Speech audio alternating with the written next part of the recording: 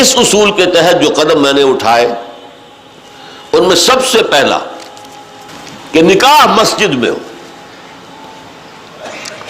اور اس کے لیے جو دلائل دیے وہ لوگوں کے لیے اتنے کنونسنگ تھے کہ یہ کام تو اب بڑے پیمانے پر شروع ہو چکا ہے، لاہور میں، پنجاب میں، جہاں میرا زیادہ وقت گزرتا ہے۔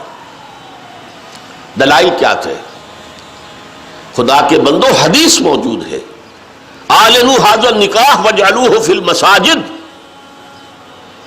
ترمذی شریف کی روایت۔ نکاح کا اعلان عام کیا کرو اور مسجدوں میں منعقد کیا کرو۔ کیا ہو گیا علماء کو؟ کہاں چھپا رہے اس حدیث کو؟ یہ میں مانتا ہوں، علماء کا قول ہے، میں اس کو رد نہیں کر سکتا کہ یہاں فعل امر جو ہے یہ وجوب کے لیے نہیں ہے، فرض کرنے کے لیے نہیں ہے، استحباب کے لیے ہے۔ تو بھائی مستحب چیز جو حضور نے قرار دی ہے اس کو کیوں چھوڑ رہے ہو؟ دنیا کے ہر معاملے میں ہے جستجو کے خوب سے ہے خوب تر کہاں، اور اس معاملے میں آپ مستحب مان رہے ہیں، حضور کا قول موجود ہے، پھر قبول نہیں کر رہے۔ اس کا میں واقعہ آپ کو سنا دوں۔ میں نے یہ تحریک شروع کی تھی، چیریٹی بگنز ایٹ ہوم، جب میرے سب سے چھوٹے بھائی کی شادی کا موقع آیا 1973 میں۔ سرگودے ہمیں جانا تھا، 4 آدمی ہم گئے تھے، جن میں سے ایک ہماری والدہ تھی، اور وہاں مسجد میں نکاح، اور ہم نے وہاں کوئی دعوت تام کہہ دیا تھا کہ ہرگز نہیں ہوگی۔ ہم لاہور سے آ رہے ہیں، آپ کے گھر میں بیٹھ کے مہمان ہوئے، کھانا کھا لیں، کوئی وہاں دعوت عمومی نہیں ہوگی، نکاح مسجد میں ہوگا۔ اس کا اعلان ہوا تو بڑی تعداد میں لوگ آ گئے ایک مسجد میں، وہاں تقریر میں نے کی، لیکن پھر وہاں بھی ایک، جیسے ہمارے ہاں یہاں کراچی میں مولانا مفتی محمد شفیع رحمۃ اللہ علیہ تھے، وہاں بھی ایک مفتی محمد شفیع صاحب تھے، ان کا انتقال ہو گیا تھا، ان کے 2 بیٹے مفتیان شہر کہلاتے تھے، وہ بھی موجود تھے، میں نے نکاح ان سے پڑھوایا۔ لیکن ان میں سے جو بڑے بھائی تھے انہوں نے کہا ڈاکٹر صاحب اس کام کی ہمت صرف آپ میں تھی، ہم نہیں کر سکتے یہ ہمت۔ وجہ کیا ہے؟ مولوی کا سٹیٹس کیا ہے ہمارے یہاں؟ دیہات میں تو کمی کاری، جیسے ہاری ویسا مولوی، فصل پہ کوئی دانے دے دیں گے، اللہ اللہ خیر صلی اللہ، باقی روز کی روٹی کہیں مانگے جائے گھر گھر اور کھائے۔ شہروں کے اندر بھی مسجدوں میں علماء ہوتے ہیں باوقار باعزت، لیکن مساجد کی مجلس منتظمہ بھی تو ہوتی ہے نا۔ کیسے کہیں گے یہاں آؤ، میں نہیں آؤں گا تمہارے یہاں نکاح پڑھانے کے لیے؟ کیسے کہیں گے؟ حدیث رسول کے ہوتے ہوئے۔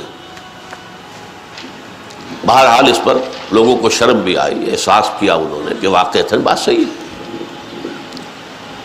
پھر میں نے غیرت کو چیلنج کیا۔ دیکھو عیسائیوں میں اب تک یہ رسم موجود ہے، انہوں نے اپنے چرچ اور پادری کی یہ عزت برقرار رکھی ہے کہ شہزادی کی شادی ہو یا شہزادے کی ہو چرچ میں ہوگی۔ کوئی پادری ان کا بغل میں کتاب دبا کر بیٹھا ہوا انتظار نہیں کرے گا کہ عصر کا وقت تھا نکاح کا، بیٹھے مولوی صاحب ابھی بارات نہیں آئی، بیٹھے بیٹھے سوکھ رہے ہیں۔ وہ پہلے 30 40 50 روپے مل جاتے تھے، اب 300 400 500 مل جائیں گے، اور کیا ہوگا؟ اور وہاں کیا ہوتا ہے؟ شہزادہ یا شہزادی چرچ میں آؤ، پادری کے سامنے کھڑے ہو کر ایجاب و قبول کرو۔ بہرحال چرچ کی یہ حیثیت آج تک ہے، ہمارے یہاں نہیں، ختم ہو چکی۔ مولوی کا نہ مقام اور نہ اس کی حیثیت۔ تیسری بات میں نے یہ عرض کی کہ دیکھیے نکاح سے ایک نئے خاندان کا وجود آپ کے معاشرے میں ہوگا، اللہ اولاد دے گا، ایک خاندان وجود میں آئے گا۔ اس خاندان کے لیے دعا کی جاتی ہے، اے اللہ اس نکاح میں دین و دنیا کی سعادت اور برکات عطا فرما۔ وہ دعا کا ماحول ہوتا ہے، آپ نے اعلیٰ ترین سنہری قسم کے شامیانے تان دیے، اور فرش میں آپ نے قالین بچھا دیے، صوفے لگا دیے، لیکن وہاں کیا ہوتا ہے؟ سگریٹیں پی جا رہی ہے، دھواں ہے، کہہ لگ رہے ہیں، غیبتیں ہو رہی ہیں، پھر یہ کہ کوئی بھانڈ آ گئے تو فحش گوئی ہو رہی ہے، اور ایک کونے میں بیٹھا ہوا بیچارہ مولوی کچھ من من من من من من کر کے پڑھتا ہے جیسے کہ صرف دولہا کو سنا رہا ہے کچھ، اور پھر کہتے دعا مانگ لے. تو دعا کیا خاک مانگ لے؟ دعا کا ماحول ہوتا ہے، کوئی اللہ کی طرف توجہ ہو، کوئی رجوع ہو تو دعا مانگی جاتی ہے. لہذا اس دعا کا ماحول بھی جو مسجد میں ہے وہ اور کہیں نہیں.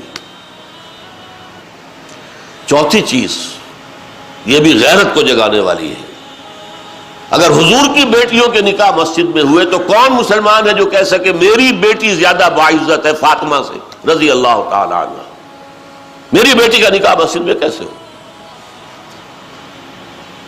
آخری چیز، اور یہ اصل میں اس ازدواجی رسم کے ضمن میں جو اہم فلسفہ ہے وہ میں بعد میں بیان کروں گا. کس قدر بچت ہو گئی. لڑکی والے کے ہاں آپ جائیں گے، وہ شامیانے لگائے گا، وہ قالین منگائے گا، وہ کرسیاں منگائے گا، وہ صوفے لگائے گا، رات ہے تو قمقمے لگائے گا، بجلی. کتنا خرچہ ہوا. مسجد میں بھی بھائی قالین بھی بچھے ہوئے ہیں، مسجد کے اندر کشادگی ہے، مسجد میں اوپر پنکھے بھی لگے ہوئے ہیں، مسجد میں کرو نکاح اور تمہارا کتنا پیسہ اس میں بچ گیا اس کا تصور کرو. بہرحال یہ تمام دلائل ایسے تھے کہ جس کی بنا پر پہلی بات تو لوگوں نے بڑی آسانی سے مان لی. دوسری بات یہ تھی لڑکی والوں کی طرف سے نکاح کے موقع پر کوئی دعوت نہیں، قطعاً ثابت نہیں. شادی کی دعوت صرف ایک ہے اور وہ ولیمہ ہے، صرف ایک. اور دیکھیے ولیمہ کیوں ہے؟ لڑکا جو ولیمہ دیتا ہے اس لیے کہ اس کا گھر آباد ہوا ہے، اس کے ہاں اصل خوشی ہے. لڑکی والوں کے ہاں خوشی نہیں ہوتی. زیادہ سے زیادہ آپ کہہ سکتے ہیں سائی آف ریلیف کہ ایک ذمہ داری کا بوجھ تھا آج وہ اتر گئی، اللہ کا شکر ہے. بس خوشی ہو سکتی ہے، گھر سے بچی نکل رہی ہے. کوئی جانور بھی 6-7 سال آپ کے ہاں رہ جائے تو آپ کو اس سے کتنا انس ہو جاتا ہے. قربانی کا جانور آپ چند دن پہلے لے آئیں اور بچے جو ہے مانوس ہو جائیں تو بچے پچھاڑے کھاتے ہیں کہ کیسے ذبح کر رہے ہو. اور وہ لختے جگر نور چشم آج گھر سے نکل گئی.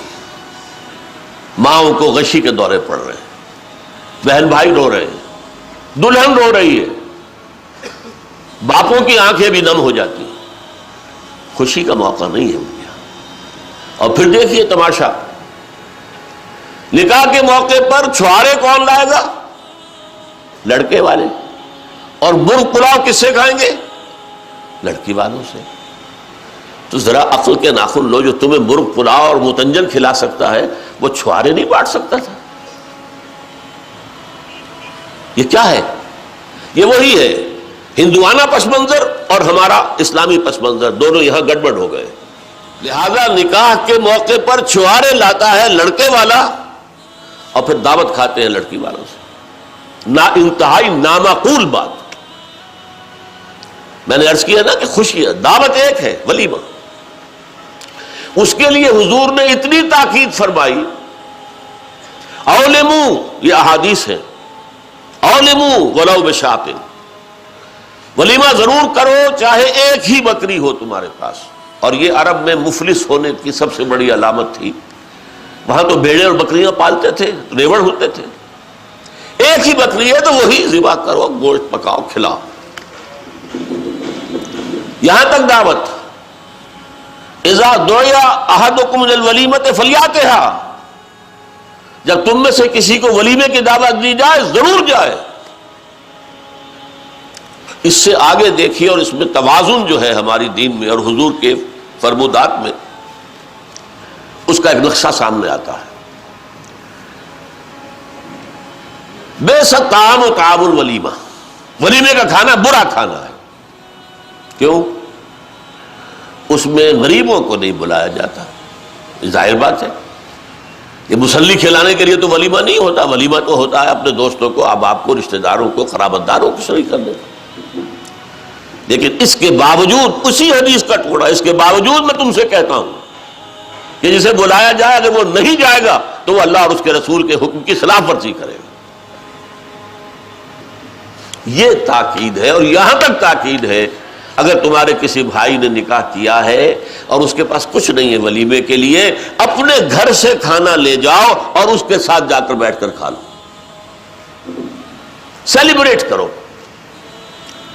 سیلیبریٹ کرنے کی ایک سمبل ہے، یہ اس کی ایک علامت ہے. اب آپ سوچئے جس نبی نے دعوت ولیمہ پر اتنی تاکید ہمیں کی ہے، اگر لڑکی والوں کی طرف سے نکاح کے موقع پر دعوت میں بھی کوئی خیر ہوتا تو وہ ہمیں نہ سکھاتے، نہ بتاتے، کیا بخل سے کام لیتے؟ هي الحلقات تحفظني بآيات من القرآن، هي الحلقات تملأني بحب المصطفى العدنان.